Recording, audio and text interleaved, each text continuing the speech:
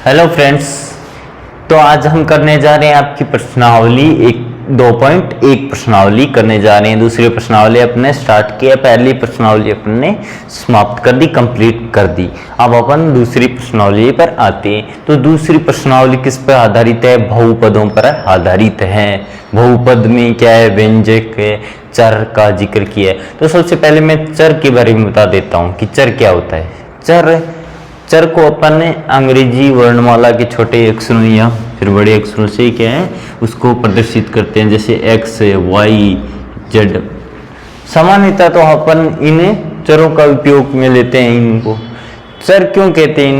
इन्हें चर इसलिए कहते हैं क्योंकि ये कोई भी मान ग्रहण कर सकते हैं, जैसे x बराबर 0, x बराबर 1, x बराबर 20, x बराबर 3/2। ये इस प्रकार से ये अलग अलग मान ग्रहण कर सकते हैं, इस कारण से इन्हें चर कहते हैं। और एक होते हैं, ये तो हो गए चर, और एक होते हैं अचर। अचर का मतलब होता है उनका जो मान है वही रहेगा। जैसे 3 एक संख्या है, 3 अचर संख्या, 3 को 3 ही लिखेंगे, 3 के अलावा कुछ 3 के बराबर कुछ थोड़ी लिख सकते, 3 के बराबर 3 ही लिखेंगे। ये 3 का मान 3 ही रहता है, और x और y z का मान परिवर्तित होता रहता है, इस कारण इन्हें चर कहते हैं। तो ये x y ये क्या कहलाएंगे? चर। अब पहला क्वेश्चन क्या दे रखा है अपना कि निम्नलिखित जो व्यंजकों में कौन कौन से एक चर में बहुपद है। ये जो बहुपद दे रखे हैं, एक से अधिक बहुपद है। बहुपद किसे कहते हैं? बहुपद उसे कहते हैं, जैसे इसमें देखिए ये अलग अलग, ये एक पद है, ये दो, ये एक अलग पद होता है, ये एक अलग पद होता है। यानी प्लस माइनस निशान से पहले एक ये पद, फिर एक माइनस का निशान आ गया, फिर ये एक पद, ये एक पद, ये हो गया। तो मतलब इसमें एक से ज्यादा पद है, तो इसका मतलब ये क्या है? बहुपद है। क्या है? बहुपद है। बहुपद तो है भी। तो इसमें क्या बताना है कि कौन कौन से एक चर में बहुपद है, क्यों कौन से बहुपदों में एक ही चर है, ये बताना है हमने कि कौन से बहुपद एक चर में बहुपद है और कौन से नहीं है। उत्तर का कारण भी देना है। तो पहला देखिए, ये बहुपद है अपने पास, इसमें चर देखिए कौन सा है? इसमें चर x है। x के अलावा कोई चर है क्या? नहीं है। तो ये क्या हुआ? एक चर में बहुपद है। यह एक चर में बहुपद है क्योंकि इसमें केवल एक चर x विद्यमान है। x विद्यमान है क्योंकि ये एक चर में बहुपद क्यों है? क्योंकि इसमें केवल एक चर x विद्यमान है, इसलिए ये एक चर में बहुपद है। अब दूसरा देखिए, दूसरा y² प्लस √2 है, ये है। तो इसमें देखिए ये एक बहुपद है। इसमें चर देखिए कौन सा है? चर इसमें y है। y के अलावा कोई और चर है क्या भाई? नहीं है। तो ये भी क्या है? एक चर में बहुपद है। एक चर में बहुपद है क्योंकि इसमें केवल एक चर y विद्यमान है। इसमें केवल एक चर y विद्यमान है। तो ये हो गए अपने दो पार्ट। अब देखिए तीसरा। अब यहां देखिए, तो ये क्या, ये बहुपद है क्या? बहुपद है क्या? अब सबसे पहले देखिए, इसमें चर देखिए, चर क्या है? t है। t यहाँ पे चर है। तो इसमें देखने पर हमें पता चल रहा है कि इसमें तो एक चर है, पर वास्तव में ये बहुपद नहीं है। बहुपद नहीं है क्योंकि बहुपद वे ही होते हैं। बहुपद की क्या परिभाषा होती है? भी बहुपद की परिभाषा ये होती है कि बहुपद वही व्यंजक होता है जिसमें जो चर होते हैं, जैसे ये चर है, ये बहुपद है, इसमें चर है, देखो x चर है, x की सभी घातें क्या है? पूर्ण है, पूर्ण संख्या है। x की सभी घातें क्या होनी चाहिए? पूर्ण संख्या होनी चाहिए। x की, यानी जो भी बहुपद वही व्यंजक होता है जिसकी में जो चर विद्यमान होते हैं उसकी सभी घातें क्या होनी चाहिए, भी पूर्ण संख्या होनी चाहिए। यहाँ पे देखिए, यहाँ पे t है, t की घात यहाँ पे क्या है, 1 है, तो ये तो पूर्ण संख्या है। पर यहाँ पे t की घात अनरूट मतलब t की घात 1/2 है, तो t की घात 1/2 हो गई, मतलब ये जो व्यंजक है इसमें t की घात सभी घातें पूर्ण थोड़ी है, सभी घातें पूर्ण नहीं है। इसका मतलब ये क्या है, ये बहुपद नहीं है, ये है बहुपद, ये बहुपद नहीं है, क्योंकि इसमें चर की सभी घातें, चर की सभी घातें पूर्ण संख्या नहीं है, पूर्ण संख्या नहीं है, पूर्ण संख्या नहीं है। इसमें चर की सभी घातें पूर्ण संख्या नहीं है। अब देखिए दूसरा, देखिए y + 2/y ये दे रखा है। अब इसमें देखिए सबसे पहले देखते हैं कि ये बहुपद है या नहीं, सबसे पहले यही चेक करेंगे। तो इसमें देखिए y की घात यहाँ 1 है और यहाँ y की घात, इसको अगर मैं इस प्रकार से लिखूं कि y + 2y और नीचे से ऊपर जाए तो माइनस, तो क्या इसकी घात सभी घातें, y की सभी घातें पूर्ण संख्या है क्या, नहीं है, तो ये क्या है, बहुपद ही नहीं है। तो आगे एक चर में बहुपद है वो तो बात ही नहीं रही। तो सबसे पहले क्या कहेंगे कि ये बहुपद ही नहीं है, यही बात कहेंगे कि ये है, ये क्या नहीं है, अभी बहुपद नहीं है, ये क्या नहीं है, अभी बहुपद नहीं है, यह बहुपद, ये बहुपद नहीं है, क्योंकि इसकी, क्योंकि इसमें चर की सभी घातें पूर्ण संख्या नहीं है, पूर्ण संख्या नहीं है, सभी घातें पूर्ण संख्या नहीं है। ठीक है, देखिए ये हो गया कि इसमें पहले बहुपद ही नहीं मिला अपने को, क्योंकि बहुपद की क्या परिभाषा होती है कि वह व्यंजक बहुपद होता है जिसमें जो चर है उसकी सभी घातें पूर्ण संख्या होनी चाहिए, यानी ये चर y है, y की यहाँ तो 1 है, पर इसके बाद जो दूसरा जो पद है उसमें y की घात क्या है, -1 है, तो पूर्ण संख्या तो नहीं है, सभी घातें पूर्ण नहीं हुई, तो इस कारण से ये बहुपद ही नहीं है।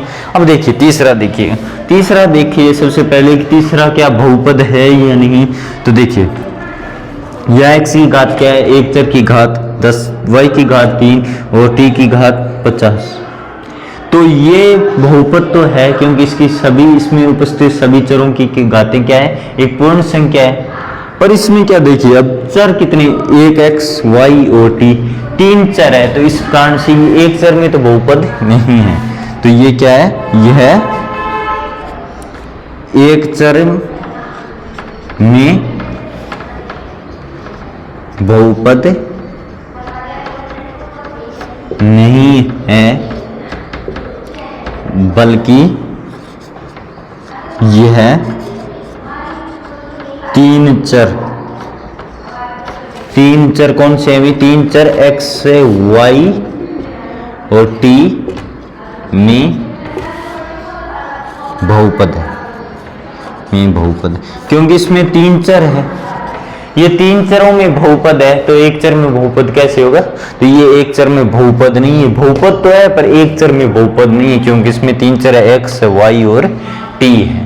तो ये आप फर्स्ट क्वेश्चन अच्छी तरह से नोट कर लीजिए। ये आपका फर्स्ट क्वेश्चन कंप्लीट हुआ, तो ये नोट करने के बाद आपका सेकंड क्वेश्चन अपन देखते हैं।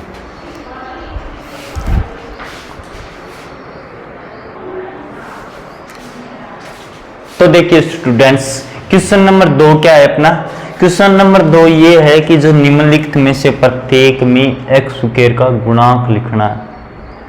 क्या लिखना है भी, एक्स स्क्वायर का गुणांक लिखना है। यानी ये जो बहुपद दिए हुए हैं इनमें एक्स स्क्वायर देखिए और एक्स स्क्वायर के गुणा में कौन सा है, कौन सी संख्या है वो लिखना है। तो यहाँ देखिए एक्स स्क्वायर है, यहाँ इस बहुपद में क्या है एक्स स्क्वायर, एक्स स्क्वायर के गुणा में क्या है भी, अगर किसी के गुणा में कुछ नहीं दिख रहा हो इसका मतलब क्या है उसके गुणा में एक तो होता ही है भी।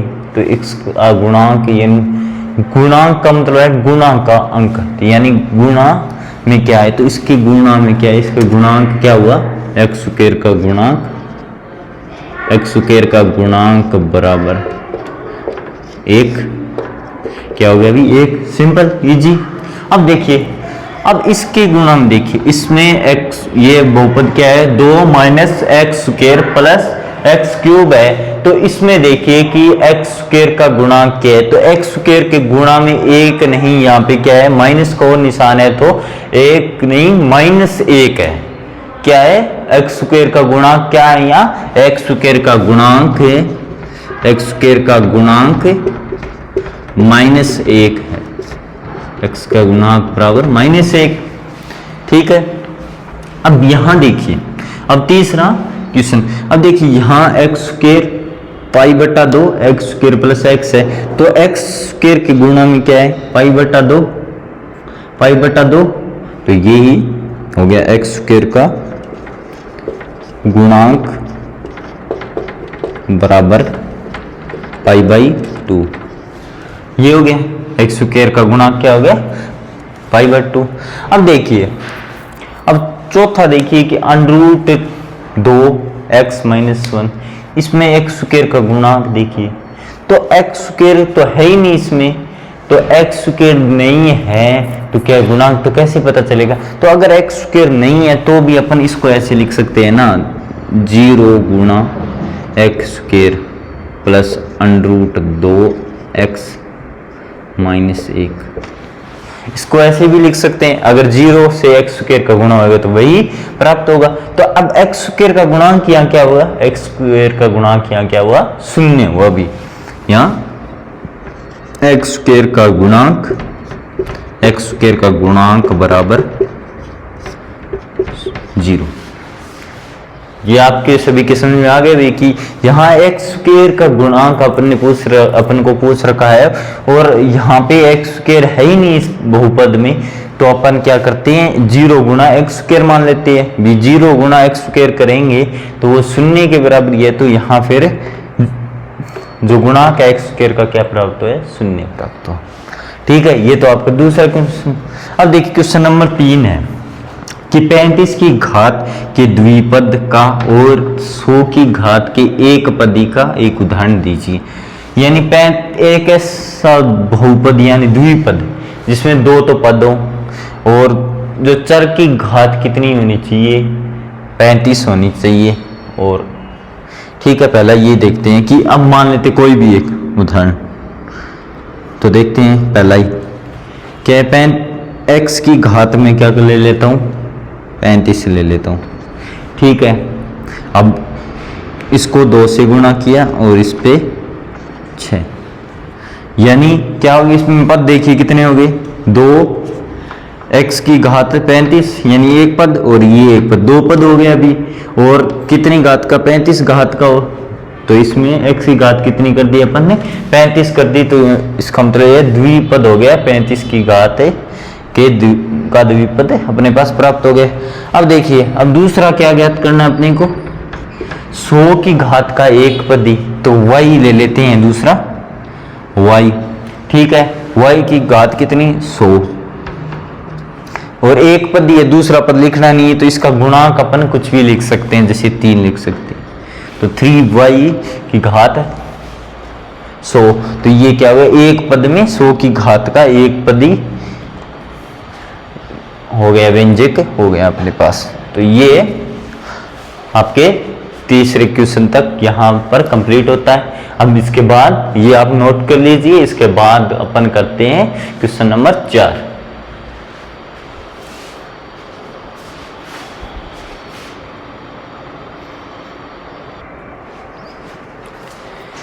तो देखिए अपना क्वेश्चन नंबर 4 क्या है कि क्वेश्चन नंबर 4 में कह रखा है कि निम्नलिखित बहुपदों में से प्रत्येक बहुपद की घात लिखिए। यानी अपने को बहुपद दे रखे हैं, उनकी घात लिखनी है। और बहुपद की घात क्या होती है? अब देखिए बहुपद की घात, जो बहुपद में जो चर है, इसमें चर कौन सा है? एक x है। x की सबसे बड़ी घात है। x की सबसे बड़ी घात ही क्या है? बहुपद की घात होती है। तो x की सबसे बड़ी घात क्या है? यहाँ पे 1 है, 2 और 3। सबसे बड़ी घात क्या हुई? सबसे 3। तो बहुपद की घात बराबर बहुपद की घात, बहुपद की घात क्या हो गई भी? 3 हो गई। यानी चर की सबसे बड़ी घात ही बहुपद की घात होती है। अब यहां देखिए, यहां ये बहुपद है 4 माइनस वाई स्क्वायर। चर क्या है? वाई स्क्वायर, वाई है चर यहाँ पे। और चर की सबसे बड़ी घात क्या है? 2, यानी वाई स्क्वायर है तो 2 है, तो बहुपद की भी घात क्या होगी? बहुपद की घात बराबर 2। बहुपद की घात क्या होगी भी? 2 होगी। अब यहां देखिए, यहां क्या है? 5 गुना टी माइनस अंडरूट 7। यहां चर क्या है? टी है। और टी की सबसे बड़ी घात क्या है? 1 है। तो यहां बहुपद की भी घात क्या हो जाएगी? बहुपद की घात बराबर 1। बहुपद की घात बराबर 1। अब यहां देखिए, ये बहुपद है, ये जो बहुपद लिखा हुआ है, इसमें क्या चर दिखाई दे रहा है आपको कोई? इसमें सिर्फ अचर है। ये एक अचर बहुपद है। अचर बहुपद की घात क्या होती है? 0 होती है। अगर आपको कोई चर नहीं दिखाई दे रहा हो, अगर सीधा ही अचर ही हो, कोई अचर संख्या हो, तो उसे क्या कर, उसकी घात कितनी होती है? बहुपद की 0 होती है। बहुपद की घात बराबर 0। ये इसको इस प्रकार से मान सकते हैं कि मान लो इसके गुणा में x हो और x और उसकी घात 0 हो। ये इस प्रकार से भी मान सकते हैं, यानी 3 बराबर 3x की घात 0। x की घात 0 का मतलब क्या होता है? 1 होता है। तो यानी x की घात 0, तो यहाँ घात सबसे बड़ी घात क्या है? 0 आ गई। ये देखिए, ये तो अपन ने कर लिए चौथा क्वेश्चन। अब पांचवें क्वेश्चन पर अपन आते हैं। तो पांचवें क्वेश्चन में क्या कह रहा है कि बताइए कि निम्नलिखित बहुपदों में कौन सा बहुपद रेखिक है, कौन सा द्विघाती है और कौन सा त्रिघाती है। रेखिक कौन सा होता है? रेखिक बहुपद वह होता है जिसकी घात क्या हो? 1, यानी जिसमें चर की अधिकतम घात क्या हो? 1 हो। यहां चर की अधिकतम घात क्या है? 2 का अधिकतम घात 2 है, तो ये क्या हो गया? द्विघाती। ये क्या हो गया? द्विघाती बहुपद। ये क्या हो गया? द्विघाती बहुपद हो गया। अब इस बहुपद में देखिए कि चर क्या है? x है। x की सबसे बड़ी घात क्या है? अभी 3 है, तो ये क्या हो गया? त्रिघाती। क्या हो गया? अभी त्रिघाती बहुपद। अब देखिए इसके बाद ये जो बहुपद है, इसमें क्या चर क्या है? y plus y square plus 4, यानी y की अधिकतम बड़ी घात, सबसे बड़ी घात क्या है? 2 है। तो 2 का मतलब क्या हो गया? ये द्विघाती है। क्या है? ये द्विघाती बहुपद है। ये द्विघाती बहुपद है, द्विघाती बहुपद। अब इसके बाद देखिए, अब इसमें सबसे बड़ी 1 प्लस एक्स चर क्या है? इसमें x की सबसे बड़ी घात क्या है? 1 है। तो ये 1 है, तो इसको क्या कहेंगे? रेखिक बहुपद। अगर घात 1 होती है तो उसको क्या कहते हैं? रेखिक बहुपद। क्या कहेंगे भी? रेखिक बहुपद कहेंगे अगर चर की घात 1। और इसमें देखिए 5 नंबर में 3 गुना टी है। चर क्या है भी? टी। तो टी की घात कितनी है सबसे बड़ी? 1। तो ये भी क्या हुआ? रेखिक हो गया, रेखिक बहुपद। और ये देखिए इसके बाद छठा आर स्क्वायर। चर क्या है? यहाँ आर और आर की क्या है? स्क्वायर। घात सबसे बड़ी घात क्या है? 2। तो ये क्या हो गया? अभी द्विघाती। क्या हो गया? अभी द्विघाती बहुपद। क्या हो गया अभी? द्विघाती बहुपद। ये क्या हो गया? द्विघाती बहुपद। अब इसके बाद देखिए 7 नंबर पे आते हैं। 7 गुणा x की घात 3। 7 गुणा x की घात 3 मतलब क्या है? x की सबसे बड़ी घात क्या है? यहाँ चर क्या है? x, और x की सबसे बड़ी घात 3 है, तो ये क्या हो गया? त्रिघाती बहुपद। त्रिघाती क्या हो गया अभी? त्रिघाती बहुपद। ये आप नोट कर लीजिए और आपकी प्रश्नावली 2.1 यहाँ कंप्लीट होती है।